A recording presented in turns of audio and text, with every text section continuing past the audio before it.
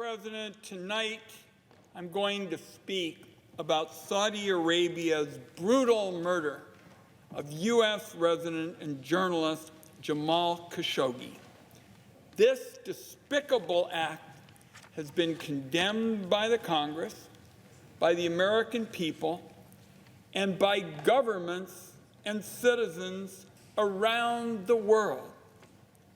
But Donald Trump and members of his administration won't talk about it. They seem to think it's just fine to sweep this atrocity under the rug. I'm here to describe why the Congress must not let that happen and how I intend to do everything in my power to make sure that it does not happen. The Senate is now debating the Defense Authorization Act, which this year includes the Intelligence Authorization Act. I serve on the Senate Select Committee on Intelligence, and the intelligence bill that is part of the defense legislation contains an amendment that I offered with my colleagues, Senator Heinrich, Senator Harris, Senator Feinstein, and Senator Bennett. And that amendment requires that the Director of National Intelligence provide a public report identifying those who carried out, participated in, ordered, or were otherwise responsible for the killing of Mr. Khashoggi. Last Wednesday, the United Nations released a detailed report on the Khashoggi murder. The report described how, even before Mr. Khashoggi entered the Saudi consulate in Istanbul, Saudi officials had meticulously planned his killing. A team of more than a dozen Saudi agents were organized. Their travel accommodations were designed to mask the purpose of their trip to Turkey. The consulate office where the killing took place was cleared of staff. In the moments before Mr. Khashoggi's arrival at the consulate, the Saudi agents were recorded discussing how to kill and dismember him and dispose of his body. They referred to Mr. Khashoggi, and I quote here, as the sacrificial animal. The report even describes the recorded sounds of the killing and the dismemberment. Who bears ultimate responsibility for this brutal, horrendous, despicable crime? The UN report stated that every expert who was consulted found it inconceivable that an operation of this scale could be implemented without the Crown Prince. And they found that at the very least, being aware that some kind of criminal act was to be conducted against Mr. Khashoggi was, in their view, clearly something that the Crown Prince knew about.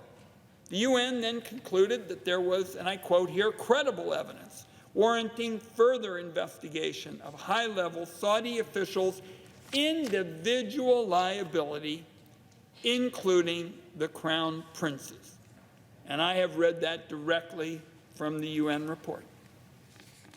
The Senate has also spoken on this. In a resolution passed unanimously, the Senate stated that it believes the Crown Prince is responsible for the murder of Jamal Khashoggi. But Donald Trump and his administration refused to discuss this publicly. Last November, Donald Trump said that the intelligence community was continuing to assess information about the killing. But as for the question of whether the Crown Prince had knowledge, the president said only, maybe he did, and maybe he didn't. Then he said, we may never know all of the facts. So, Mr. President, we have at the Intelligence Committee something at the beginning of the year called an open threats hearing, and it is a public hearing. At that open threats hearing, I asked the CIA director whether the Senate's unanimous belief that the Crown Prince was responsible was correct. She acknowledged that the Khashoggi murder was premeditated. In terms of who was responsible, she referred, though, to what the Saudis had said publicly. But Director Haspel said that she would not disclose to the public what the intelligence community thought with respect to who was involved in the brutal murder of Mr. Khashoggi. That's why, Mr. President, there is a provision in the Intelligence Authorization Act that we are considering as part of this defense bill requiring a public report on the Khashoggi killing. The provision is there so that finally, more than 8 months after the murder, there will be finally some real accountability.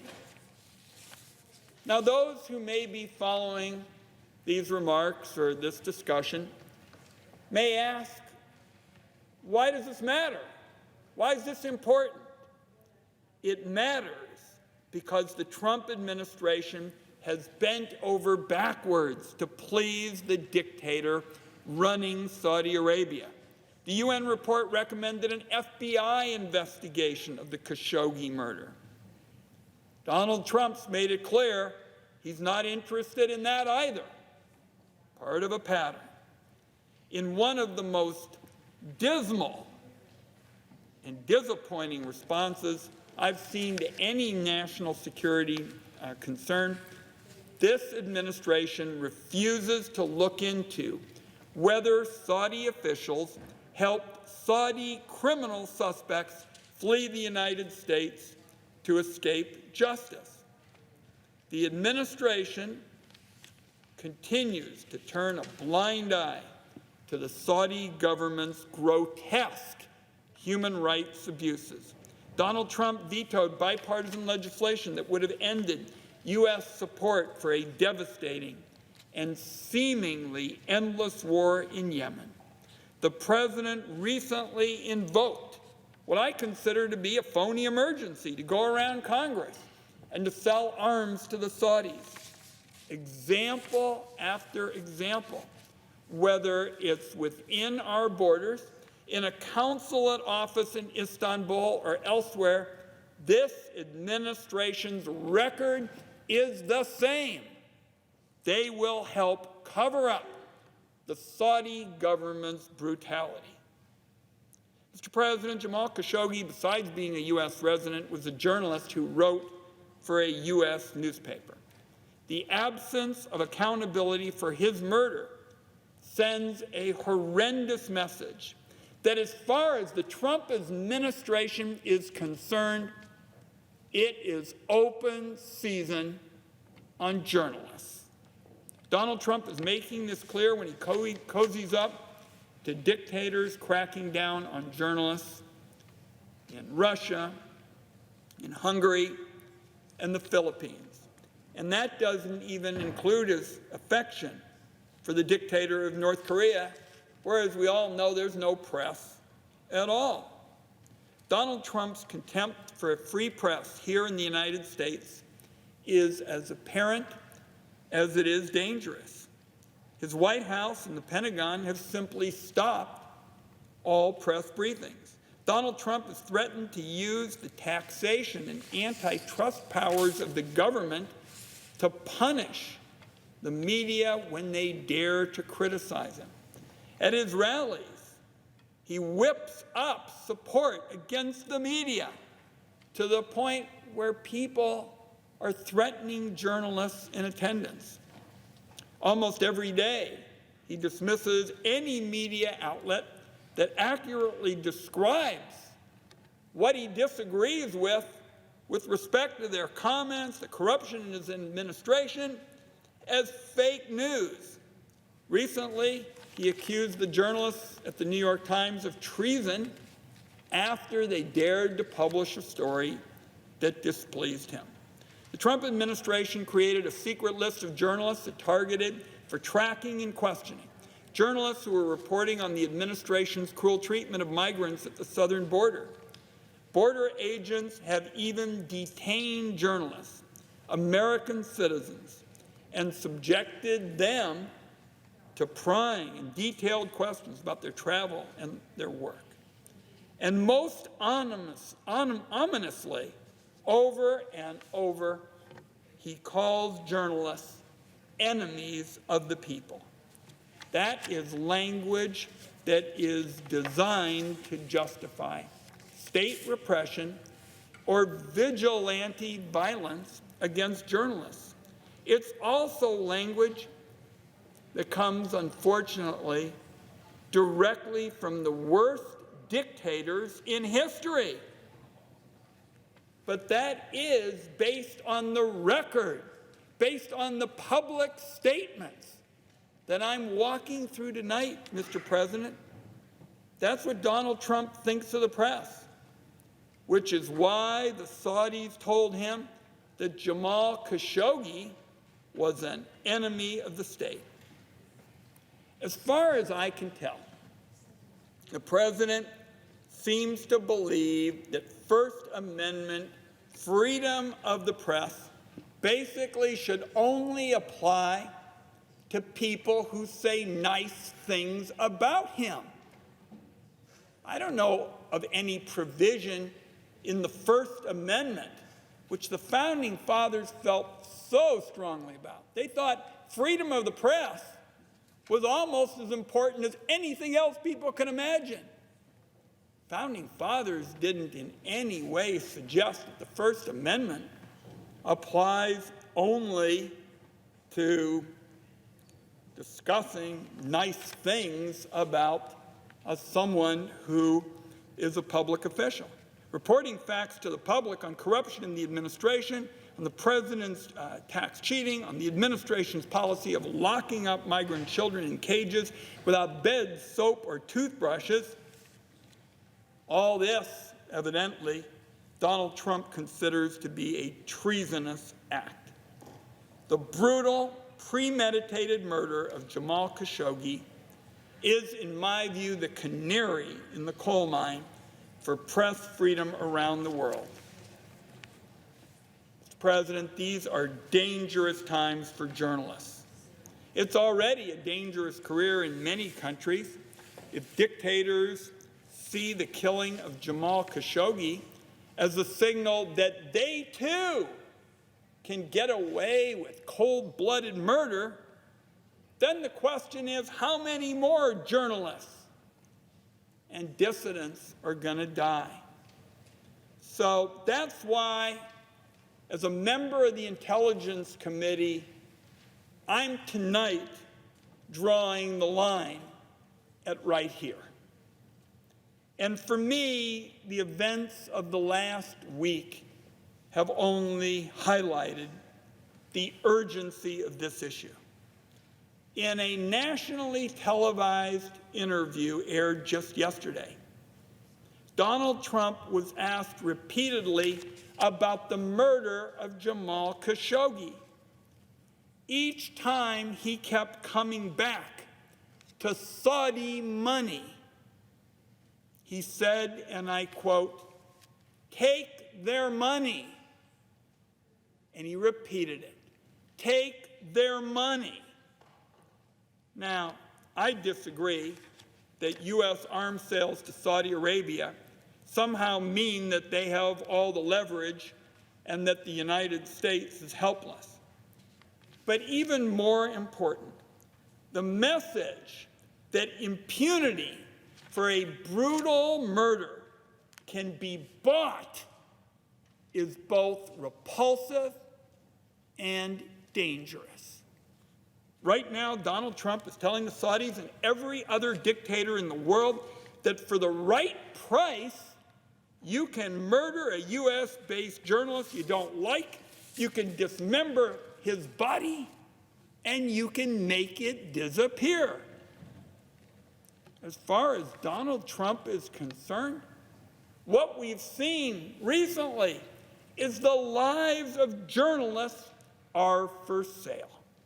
In the same interview, Donald Trump was also asked about the UN's call for an investigation into the Khashoggi murder. He made it clear that, again, he would resist any public accountability. He said the murder had already been heavily investigated and that he'd seen so many different reports. Well, it's time for the American people, the Congress, and everyone around the world fighting for press freedom to see the reports. Something else happened last week that I thought was also very important for the Senate to reflect on. Jamal Khashoggi's fiancée wrote an extremely important essay in the New York Times. She wrote, and I quote, "Washington has chosen not to use its strong ties and leverage with Riyadh to get the Saudis to reveal the truth about Jamal's murder and to ensure those responsible are held accountable." That's her direct quote. She described Jamal Khashoggi's fiancée, her meetings with members of Congress who were sympathetic but were embarrassed that nothing had been done. And this is what she concluded, and I quote, "I began to feel that Jamal had not only died in Istanbul, but also in Washington." Mr. President, this must not be the last chapter. The U.S. Congress must demonstrate that the fight for press freedom does not die in the nation's capital. So, to describe how I intend to proceed here, you have to get a little bit of a sense of how the Intelligence Committee works. The Intelligence Committee accepts as boilerplate that we always keep classified what are called sources and methods. And it is just automatic in the consideration of any business before us and before the Congress. And that is because we so admire, I know my colleague, the President of the Senate, feels this way, we so admire those who work in the intelligence field, in the national security field, and should sources and methods be exposed, we could have people who are helping to keep us safe die. So we put it in every bill. And in order to get my amendment to make sure that we would actually have the American people get the information that the intelligence community has about how Mr. Khashoggi died, I accepted boilerplate language about protecting sources and methods. But I want to be clear, because the intelligence community has, in effect, bobbed and weaved around this issue for some time. If the intelligence community attempts to use that boilerplate language to avoid real accountability and real transparency, I am going to fight them tooth and nail. And that includes, which I'll describe tonight, using the procedure that is available to members of the Intelligence Committee to get information to the American people.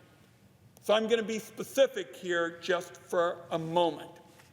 And what I'm going to describe is Section 8 of Senate Res 400, which allows members of the Intelligence Committee to initiate a process that ultimately would permit the Senate to release information over the objection of the President of the United States. Now, Mr. President, I don't make this statement lightly. I don't make threats lightly. And I hope that it doesn't come to this.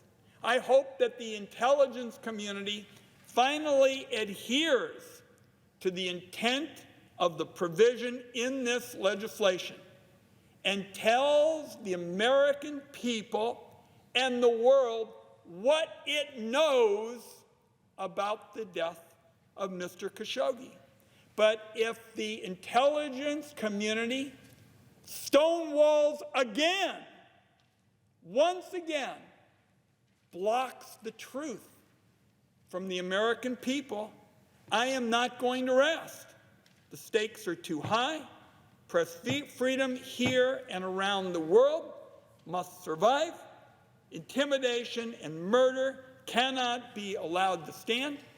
And I state tonight that I will use SRES 400 and every tool at my disposal to finally get this long overdue information about the death of Jamal Khashoggi to the American people.